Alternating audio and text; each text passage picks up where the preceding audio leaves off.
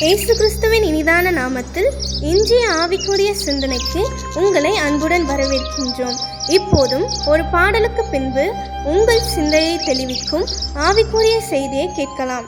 பொன் வெள்ளியுமோ பெரும் பேர் புகழோ பண ஆசையும் வீணல்லவோ, உந்தன் பரலோக செல்வமே என் அரும் இயேசுவே போதும் எனக்கு நீரே.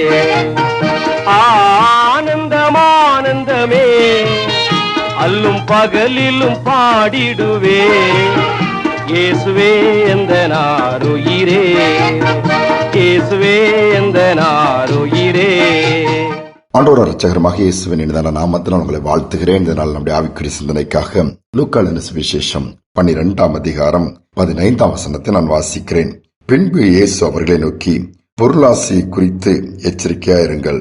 ஏனெனில் ஒருவனுக்கு எவ்வளவு திரளான ஆஸ்தி இருந்தாலும் அது அவனுக்கு ஜீவன் அல்ல என்று ஆண்டவர் சொல்லுகிறார்.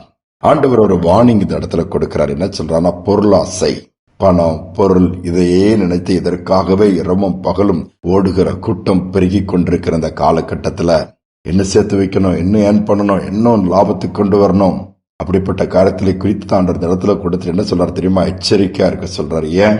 அவைகள் ஒரு மனிதனுக்கு ஜீவன் அல்ல. இவ்வளவுதான் கோடிக்கணக்காக வைத்தாலும் திறமையினால் வைக்கலாம், இல்லை என்று சொல்லவே இல்லை. ஆனால் அவைகள் ஜீவனோடு ஒப்பிட்டு பார்க்கும் பொழுது அவைகளை வைத்து ஜீவன் நாட்களை கூட்ட முடியாது. அவைகளை வைத்து நான் ஒரு 100 வருடம் 500 வருடத்திற்கு நான் பொருட்களை சேர்த்து வைத்திருக்கிறேன், வேண்டியவைகளை சேர்த்து வைத்திருக்கிறேன், அதனால 500 வருடம் நான் வாழ்வேன் என்று சொல்ல முடியாது. அவைகள் நமக்கு ஜீவன் அல்ல.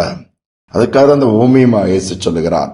ஒரு நல்ல நிலம் விளைகிறது, தானியங்கள் ஏராளமா வருகிறது, பண்டகசாலை நிரம்பி இன்னும் அதை எக்ஸ்டெண்ட் பண்ணி நிறைய குடோன்ல வச்சு தன் ஆத்மாவோடு சொல்ற, ஆத்மாவே நீ கலிகூறு சந்தோஷமாயிரு, எவ்வளவோ வருஷத்துக்குள்ள நான் சேர்த்து வச்சுட்டு இருக்கும்போது ஆண்டவர் சொல்றாரு, இன்று உன்னுடைய ஜீவன் எடுப்பட்டு போனால் அவைகள் வந்து காப்பாற்றுமோ, அவைகள் அந்த ஜீவனை போக விடாமல் தடுத்து நிறுத்த முடியுமோ என்று சொல்லி ஆண்டவர் கேட்கிறார்.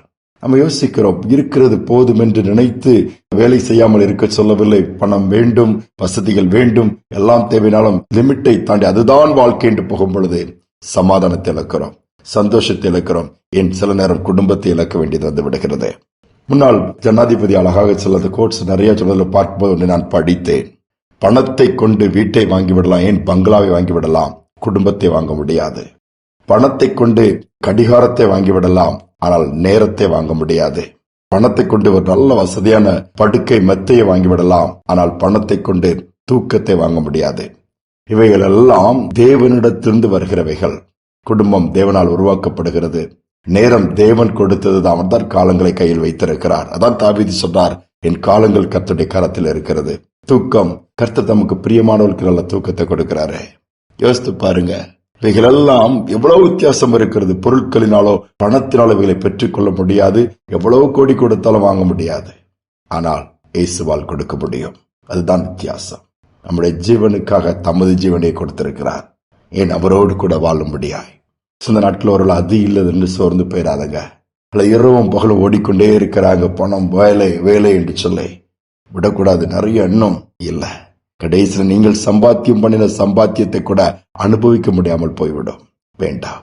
ஆண்டவர் என்ன எதிர்பார்க்கிறார், என்ன விரும்புகிறார், என்ன தேவை இந்த உலகத்துல நமக்கு, அதற்கு முக்கியத்துவம் கொடுத்து, அது மட்டுமல்ல இந்த வாழ்க்கைக்கு பிறகு ஒரு வாழ்க்கை உண்டு, அந்த வாழ்க்கை இழந்துவிடக் கூடாது, அதற்கு முக்கியத்துவத்தை கொடுத்து ஓடுவோம். நிச்சயமாகவே இம்மையிலும் சந்தோஷமா இருக்க முடியும், மறுமையிலும் நித்திய காலமாய் இயேசுவோடுக்குள்ள எஜமான் சந்தோஷத்துக்குள்ள பிரவேசித்து சந்தோஷமா இருக்க முடியும். ஜெபிப்போம். அன்பின் தகப்பனே, இந்த புதிய நாளை கொடுத்திருக்கிறீங்கப்பா. நாட்களும் காலங்களும் வேகமாக ஓடிக்கொண்டிருக்கிறது. எவ்வளவோ வேகமாய் ஓடுகிறது சூழலும், மனிதனும் அதே போல வேகமாய் ஓடிக்கொண்டிருக்கிறான். காலை இரவு என்று பார்க்காமல் உழைக்கிறான், எவ்வளவோ காரியங்களை முயற்சி எடுக்கிறான், போராடுகிறான். ஆனாலும் நிம்மதி இல்லை, சமாதானம் இல்லை, சந்தோஷம் இல்லை. சரீரம் இருக்கிறது, சரீரத்திலே சுகம் இல்லை. வீடு இருக்கிறது, வீட்டிற்குள்ளே ஒரு நிம்மதியும் சமாதானமும் சந்தோஷத்தின் சத்தத்தை கேட்க முடியவில்லை. மருத்துவமனைகள் எல்லாம் இன்னைக்கு நிரம்பி வழிகிறது. எங்கு பார்த்தாலும் போராட்டங்கள், எங்கு பார்த்தாலும் பலவீனங்கள், எங்கு பார்த்தாலும் வேதனையான காரியங்கள், இழப்புகள், விபத்துகள் சொல்லிக்கொண்டே போகலாம். இந்த நாட்கள்ல ஒரு வாழ்க்கை என்பதை அர்த்தம் புரியாமல் ஓடிக்கொண்டிருக்கிற இந்த சூழ்நிலையை மாற்றி உட்கார்ந்து நிதானித்து தியானித்து உம்மை சார்ந்து கொண்டு நீர் எங்களுக்கு போதும் என்று சொல்லி இருக்க எங்களுக்கு கிருபை பாராட்டும். தாழ்த்தி ஒப்புக் கொடுக்கிறேன். துதி கனமயமே ஏற்றுக்கொள்ளும். மீட்பர் இயேசு நாமத்தில் வேண்டிக் கொள்ளும் நல்ல பிதாவே. ஆமேன், ஆமேன். கட்டின வீடா இருக்கலாம், கண்டிடம் உற்றார் உறவுகளா இருக்கலாம். கூடு விட்டு இந்த ஆவி போயிடுச்சுன்னா கூட எதுவுமே வருவதில்லை. ஏசுதான் நிரந்தரம். ஆனால் பிரியாரிட்டி ஆண்டவர் கொடுப்போம். மீதியான காரியங்களை கர்த்தர் கொடுப்பார். போதும் என்ற மனதோடு தொடர்ந்து ஓடுவோம். இந்த சிந்தனையோடு இந்த நாளை தொடருவோம். மீண்டுமாய் நாளை தினம் சந்திப்போம். கட்டின வீடும் நிலம் பொருளும் கண்டிடும் உற்றார் உறவினரும், கட்டின வீடும் நிலம் பொருளும் கண்டிடும் உற்றார் உறவினரும், கூடுவிட்டு உன்னாவி போனா கூட உன்னோடு வருவதில்லை. கூடுவிட்டு உன்னாவி போனா கூட உன்னோடு வருவதில்லை. வருவாய் தருணமிதுவே அழைக்கிறாரே வல்ல ஆண்டவரே.